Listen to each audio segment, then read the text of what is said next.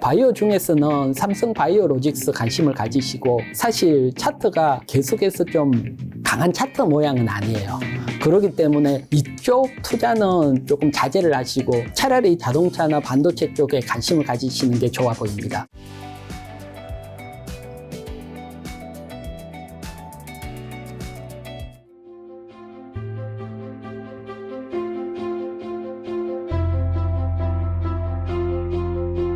자, 그럼 2차전지 관련해서 지금 시점에서 관심 가져도 될 만한 섹터나 종목은 좀 어떤 게 있을까요? 네, 보면 일단 4대 부품은 아직 실적이라든가 이런 걸 보면서 우리가 접근을 해야 되고요. 대신 일단 대중화가 되려면 배터리 가격이 싸져야 되잖아요. 그 가격이 쌌는데 지금 그래프를 보면 각형, 파우치형, 원통형 그 중에 가격이 가장 싼 게 원통형 배터리예요. 원통형은 사실 지금도 우리가 건전지 보면 원통형 건전지잖아요. 네. 그래서 원통형은 만들 때 자체가 대량 생산하기가 용이해요. 대량 생산이 용이하다는 것은 가격이 싸다는 거죠. 근데 대신 성능은 조금 떨어져요. 그래서 지금 보면 각형이라든가 파우치형, 각형 같은 경우는 뭐 고급형 전기차로 넘어갈 거고 대중화로 갔을 때는 원통형이 좋을까 아닐까. 그래서 원통형 수요가 가면 갈수록 조금 증가하는 측면이 있고 이 부분을 놓칠 수는 없으니까 우리나라 배터리 LG에너지솔루션이나 삼성 SDI가 여기에 이제 양산이 시작되는 단계거든요. 네. 한번 보도록 하면 일단 LG에너지솔루션 같은 경우는 8월 국내 오창 공장에서 생산할 계획입니다. 파라소닉 같은 경우가 9월이고요. 파라소닉보다 한 달 정도 빠르게 원통형 배터리가 생산될 걸로 보이고 그리고 또 애리조나에 원통형 배터리 전용 공장을 건설을 하고 원통형 배터리에 대해서 이렇게 투자를 하고 있고요. 그러면 이제 8월 달에 실제로 양산이 된다. 그러면 아무래도 관련주들이 좀 양산되는 모멘텀을 보고 상승할 개연성이 크잖아요. 그래서 LG에너지솔루션, 원통형 배터리 관련해서 공급망 요렇게 보면 일단 니켈 도금 강판 같은 경우는 TCC 스틸 하고 그다음 캔케이서 껍데기죠. 오늘 동원 시스템죠. 그다음 이제 검사 장비는 이노메트리 그리고 소재는 뭐 아무래도 LNF와 엔캠인데 이거는 뭐 4680 원통형 배터리 나온다고 해서 뭐 바로 영향을 받지는 않으니까 소재주는 컨트롤에서 실적하고 그리고 업황하고 봄에서 접근을 하고 대신 실질적으로 생산이 된다면 TCC 스텔, 동원 시스템, 이노메트릭스 요 중에 뭐 한 종목 정도 관심을 가져야 될 걸로 보이고 요것도 실적 측면으로 한번 보도록 할게요. 보게 되면 TCC 스틸 같은 경우는 사실 워낙 크게 상승한 측면이 있어요. 워낙 크게 상승한 측면이 있는데 거기에 비해서 실적이 크게 증가를 안 했고 요것도 14억 영업이익이 뭐 2분기, 3분기, 4분기 14억으로 이어진다면 PER이 240배 워낙 고평가예요. 그래서 기대감으로 크게 상승을 했거든요. 그래서 뭐 아무래도 지금 접근하기에는 부담감이 있고 또 크게 상승했던 항상 뭐 지금 6월 달은 크게 상승했던 종목들은 공매도라는 어떤 이슈가 불거지게 되면 뭐라 그럴까요? 차익 실현 매물이 나올 수 있는 측면이 있으니까 공매도 금지 기간에서부터 공매도 이제 재개되는 그 사이에 크게 갖는 종목들은 뭐 아무리 이뻐 보이고 좋아 보이더라도 조금 조심해야 되는 측면이 있고요. 그런 측면에서 보면 TCC 스틸은 조금 조심해야 되고 동원 시스템즈 같은 경우는 나름대로 영업이익이 잠깐 줄었지만 캐파가 어느 정도 나오고 있고 PER도 한 19배 성장성 감안한다면 뭐 높은 위치는 아니고요. 그래서 가장 관심 있게 뭐 한 종목을 저보고 택해라고 한다면 동원 시스템즈 관심을 가지고요. 이노메트릭은 뭐라 그럴까 이쪽은 검사 장비잖아요. 그래서 라인 깔 때 중요하고 막상 양산될 때는 한 발짝 떨어져 있을 수도 있거든요. 양산될 때는 결국 소재 애들이 영향을 받으니까 캔 소재라든가 TCC 스틸 쪽인데 그렇기 때문에 동원 시스템즈 관심을 가질 수 있고 동원 시스템즈 차트를 한번 보도록 할게요. 차트 보게 되면 사실 조정을 쭉 받다가 이제 정배열로 바뀌어가는 단계에 있고 밑에 거래량 보게 되면 거래량이 눈에 띄게 바뀌게 돼 있고 그래서 어느 정도 조정이 나오고 있는 위치지만 8월달 뭐 LG에너지솔루션이 예상대로 양산이 된다면 한 번 더 상승이 기대할 수 있지 않을까 그런 측면에서 동원 시스템즈 관심 있게 보자고 설명을 드리고요. 그 다음에 우리가 뭐 가장 큰 것 중에 하나 이제 소재주 살펴봤고 그다음에 원통형 배터리 살펴봤는데 리튬 관련주와 살펴 안 볼 수는 없으니까 그렇죠. 리튬 관련주 일단 실적하고 공매도 보면 뭐 가장 대장주는 포스코홀딩스니까요. 포스코홀딩스가 영업이익이 7천억에서 6천억으로 한 14% 정도 줄었고요. 요 줄은 측면은 결국은 중국 저가 철강주들이 워낙 지금도 문제가 되고 있고 그래서 들어오면서 좀 줄은 측면이 있는데 요게 이제 점점 호재로 바뀌어가는 측면이 있어요. 미국이 중국 철강주에 대해서 관세를 매기기 시작을 했고 미국뿐만 아니고 브라질도 마찬가지고 또 유럽도 나올 수 있고 이러다 보면 일단 철강이 먼저 턴을 할 수가 있다. 그 다음에 광물 리튬 같은 경우는 가장 큰 호재가 뭐가 있냐고 하면 지금 4대 소재 같은 경우는 올해부터 IRA 법안 적용을 받았어요. 하지만 핵심 광물은 내년 1일부터 이제 적용을 받아요. 그러니까 올해까지는 중국산 사용을 할 수 있는데 내년부터는 중국산을 못 쓰는 거지요. 그런 측면에서 본다면 이제 올해 연말로 가면 갈수록 가고 내년으로 간다면 리튬 관련주들이 더 부각을 받을 수가 있고요. 그런 측면에서는 포스코홀딩스는 관심을 가질 수 있다. 물론 요번에 뭐 회장 바뀌면서 리튬 사업 속도 조절하기로 했다 이런 게 있지만 어쨌든 포스코홀딩스 기술적으로 보더라도 한 40만 원 이하에서는 충분히 관심을 가질 수 있지 않을까 보여지고요. 그다음에 에코프로 같은 경우는 에코프로가 리튬 사업을 하는 게 아니고 에코프로 자회사가 리튬 사업을 하는데 아직 상장이 안 돼 있으니까 지주회사인 에코프로의 영향을 받고 있고요. 근데 실적이 적자 전환이 됐어요. 그리고 공매도가 거의 안 줄었던 측면. 이런 측면에서 보면 아직은 접근하기는 어렵고 그 다음에 에코프로 같은 경우는 뭐 이슈가 액면 분할 이슈가 있었잖아요. 액면 분할이 4월 25일 액면 분할에서 상장이 됐고요. 그래서 이런 대형주 액면 분할되는 과거 삼성전자 같은 경우는 삼성전자 액면 분할하고 2018년 5월 달에 상장 후에 한 8개월 정도 조정을 받고 그 이후에 강한 상승이 나왔거든요. 액면 분할을 하게 되면 주식 유통수가 많아지고 이런 것들이 어느 정도 소화되면서 뒤쪽에 올라갔거든요. 그런 측면 경우들도 있었으니까 아직 업황이 안 좋고 좀 더 지켜보면서 에코프로에 관심을 한번 가져보시라 설명을 드릴게요. 자, 그러면 주요 섹터 몇 가지만 좀 잠깐 한 줄 평씩 들어보면 2차전지 섹터, 셀 같은 거 좀 설명 한번 해주신다면. 제가 이제 뭐 소재는 열심히 설명을 드렸는데 일단 셀업체는 일단 대형주라서 소재하고는 조금 다른 측면이 있고요. 그래서 일단 뭐 배터리 3사 올해 1분기 때 시장 점유율을 한번 보도록 할게요. 보게 되면 일단 LG 에너지 솔루션이 작년 비해서는 줄었어요. 작년에 28%에서 25%로 줄어들었고 1위를 CATL로 바뀌었어요. 작년 같은 경우는 LG 에너지 솔루션이 1위랐는데 밀리는 측면이 있고요. 조금 밀려가고 있고 그다음 삼성 SDI는 10.8%, 그다음 이제 SK온은 9.3%, 10% 선에 딱 걸려 있어요. 근데 요 10%선이 왜 중요하냐고 하면 일단 글로벌 시장에서는 규모의 경제를 펼쳐야 되는데 맞습니다. 일반적으로 시장 점유율 10% 안에 들어갔을 때는 규모의 경제를 같이 펼칠 수가 있는데 10% 밑으로 가면 도태가 되더라고요. 이게 뭐 가장 대표적인 게 LG 휴대폰이죠. LG 휴대폰이 10% 이상일 때는 정말 계속 삼성하고 치열한 경쟁을 하다가 밀리면서 지금 보면 도태가 됐듯이 그래서 아슬아슬한 라인에 걸려 있다. 그런 측면이 있고 그 다음에 LG 에너지 솔루션도 2위로 몰리면서 전반적으로 중국 기업들 보면 밑에 애들도 보면 계속 증가를 해오고 있어요. 그런 측면에서 보면 셀업체에서는 아직도 시장 점유율에서 글로벌 치킨 게임에서 살아남았어.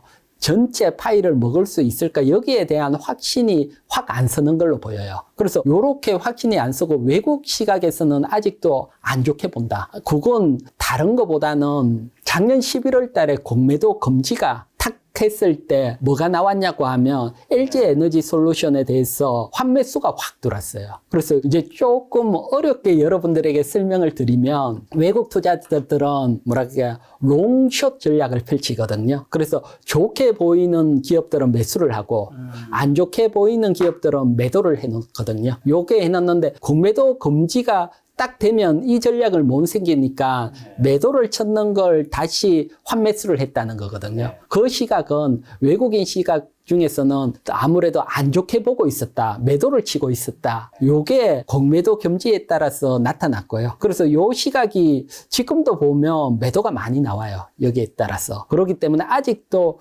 외국인 시각에서는 안 좋고 또 차트적으로 본다면 사실 차트가 계속해서 좀 강한 차트 모양은 아니에요. 그렇기 때문에 이쪽 투자는 조금 자제를 하시고 차라리 차트가 좋은 뭐 자동차나 반도체 쪽에 관심을 가지시는 게 좋아 보입니다. 자, 그럼 제약바이오 섹터도 한번 한 줄 평해 주신다면요. 예, 지금 뭐 보시면 이거 반도체가 아니고 제약 바이오거든요. 네. 사실 반도체도 어떻게 보면 금리에 민감한 기업이거든요. 그래서 금리 인하가 되면 강하게 움직일 수 있는 모멘텀이 있는데 금리 인하가 뒤로 밀리면서 아무래도 탄력이 좀 죽은 측면이 있고요. 그리고 반도체 중에 뭐 알토젠이라든가 강하게 갖는 애들이 있거든요. 바이오 중에서. 예, 바이오 중에서. 네. 이게 이제 특히 공매도 기간 중에 강하게 갖는 애들이 있는데 이런 애들은 또 공매도가 재개되면 항상 타깃이 바이오 쪽이거든요. 그래서 바이오 중에 가장 강하게 갖는 애들 추격 매수하기보다는 공매도 재개가 되면 아무래도 타깃될 확률이 높기 때문에 바이오는 뭐 대대로 공매도 타깃이 되어 왔기 때문에 조금 조심을 해야 되고요. 또 대신 그 중에서 그래도 삼성 바이오로직스 같은 경우는 호재가 하나 있고요. 호재는 다른 것보다는 미국 생물보안법이 하원 상임위를 통과를 했어요. 이게 쉽게 말해서 미국 바이오 기업이 중국에 의뢰를 많이 하는데 미국 대중들의 뭐 유전자 정보가 넘어간다. 그러니까 중국하고 거래를 하지 마. 이런 내용인데 사실 보게 되면 미국 한 124개사 이제 설문조사를 했더니 그 중에 79%가 중국하고 하나 이상 계약을 해서 사업을 하고 있고요. 그리고 바이오 특성상 제조업하고 다르게 이래 제조사를 바꾸는 게 쉽지는 않아요.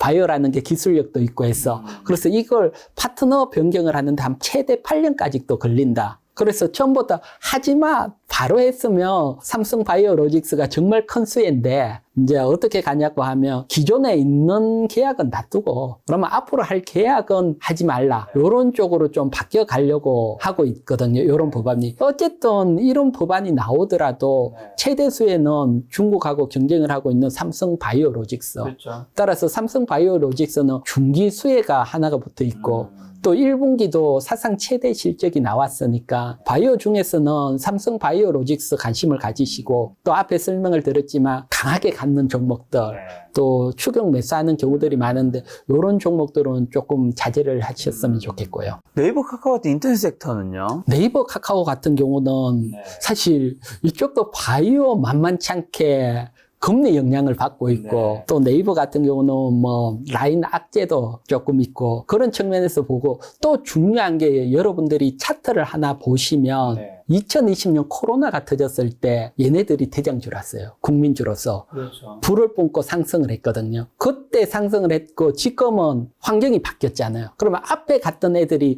다음 파동에서는 상승하는 경우가 거의 없어요. 그래서 이번 상승 파동에서는 과거 경험으로 보더라도 앞 상승 파동 2020년대에서 불을 뿜었기 때문에 그때 뿜었던 종목들은 소화 과정을 시키고 질질질 가거든요. 그렇기 때문에 어렵고 특히 내년 정도 금리 인하 쪽이 들었어야지 반등 정도가 기대가 되고 어쨌든 이번 상승 사이클에 있어서 대장주 역할은 아닌 걸로 보입니다. 자, 그럼 조선 섹터는요? 조선 섹터는 이제 흑자 전환을 하기 시작을 했고요. 흑자 전환을 하기 시작을 해서 강하게 간다고 해서 2000년 초반 중국이 부상을 할 때처럼 뭐 정말 뭐 계속 상승을 하고 주도주가 된다. 그건 아닌 걸로. 지금도 보면 중국 쪽이 워낙 저가로 들어오는 측면들이 강하거든요. 그래서 그 저가를 막기 위해서 뭐 미국에서 조선 쪽도 어떻게 보면 중국에서 만든 배 들어오면 세금 매기겠다. 그런 쪽이 나오면서 좀 부각이 되고 있지만 그만큼 중국이 강하게 치고 올라온다는 걸 반증을 하고 있거든요. 그래서 기술력으로 앞섰고 우리가 앞선 어떤 고부가 가치 쪽에서는 계속 좋고 지금 이제 흑자가 전환이 되고 있지만 지금 실적에 비해서는 고평가거든요. 지금도. 그런 측면에서 보면 반등 정도만 노리고 주도주가 될 거라고 보고 뭐 강하게 다 여기에 엮는다든가 그건 위험한 생각이고요. 그래서 어느 정도 반등 섹터고 또 주도 섹터는 비켜나 있다. 이렇게 보입니다. 올해 굉장히 뜨거웠던 방산 섹터는요? 방산은 뭐 주도주 중에 하나랐죠. 그래서 방산 섹터 지금은 사실 따라가시라 하기에는 부담스럽죠. 예, 부담스럽고 그래서 제가 팁을 하나 드리자면 주식이라는 게 또 정치하고도 연관이 될 수 있거든요. 그래서 우리나라 주가라는 것은 거의 뭐 공식처럼 따라가는 게 하나가 있어요. 그래서 이제 보수 쪽에서 장악을 하면 방산주가 상승을 하고 진보 쪽에서 장악을 하면 경력주가 상승을 하고 이거 거꾸로 타게 되면 사실 어려워져요. 그래서 지금은 강하게 상승하는 측면이 있고요. 그래서 요런 거 생각을 하셔서 이제 정권이 바뀌었을 때 내가 방산을 잡을지 경력적으로 잡을지 한번 생각을 해보시면 좋고요. 지난 정권 때 생각을 해보면 경력주들이 불을 뿜었거든요. 그래서 이어지니까 그래서 하면 지금은 정권 뭐 2년이나 지나갖고 불을 뿜고 3년 4년 넘어가면 탄력이 약해지거든요. 그런 측면이 있으니까 방산주나 경력주는 요 부분 생각을 하신다면 초기에 정권이 바뀌었을 때 여러분들이 저점에서 매수하실 수 있으실 겁니다. 자, 그럼 지금 이제 5천만 원 현금 정도 있다면 어디 어떻게 좀 투자하면 좋을까? 오늘 이야기 좀 정리해 주신다면요. 네, 저 같은 경우는 일단 SK 하이닉스의 한 30% 탑픽으로 요거는 뭐 오늘 사서 내일 수익 내는 게 아니고 한 2, 3년 업황 따라 계속 간다 생각을 하고 접근을 하시고요. 그 다음에 현대차의 한 20%. 예, 요거는 연말 전기차 생산도 있고 뭐 계속해서 전기차 이슈뿐만 아니고 정부 밸류 프로젝트 있고 나머지 하나는 포스코 홀딩스인데요. 포스코 홀딩스는 지금 매수하기 SK 하이닉스나 현대차 같은 경우는 21선 넣으면 지금도 매수가 가능하지만 포스코 홀딩스 같은 경우는 이제 매달 뭐 올해 한 40만 원 이하 선에서 매달 나눠서 조금씩 올해 매수한다 생각으로 분할 매수한다 생각으로 접근을 하시고요. 나머지 20%는 중소형주인데 대형주만 하기보다는 중소형주 한 두 종목 있는데 요거 어떤 종목 매수하는지 제가 공시 분석이라고 적혀 있네요. 예. 어떻게 하는 건가요? 근데 요거는 이제 쉽게 여러분들이 공시라 그러면 어려워 하시더라고요. 그래서 공시라는 게 사실 가장 기본적으로 보면 주가에 영향을 미치는 것은 모든 사람에게 동일하게 하기 위해서 전자공시 시스템에 먼저 올리는 거예요. 다트. 예. 전자공시 시스템에 먼저 올리는 거니까 올라오는 공시는 주가에 영향을 미친다는 거잖아요. 그렇죠. 그 중에서 정말 주가에 강하게 영향을 미치는 거 하나 설명을 드리면 작가님이 사업을 잘했어.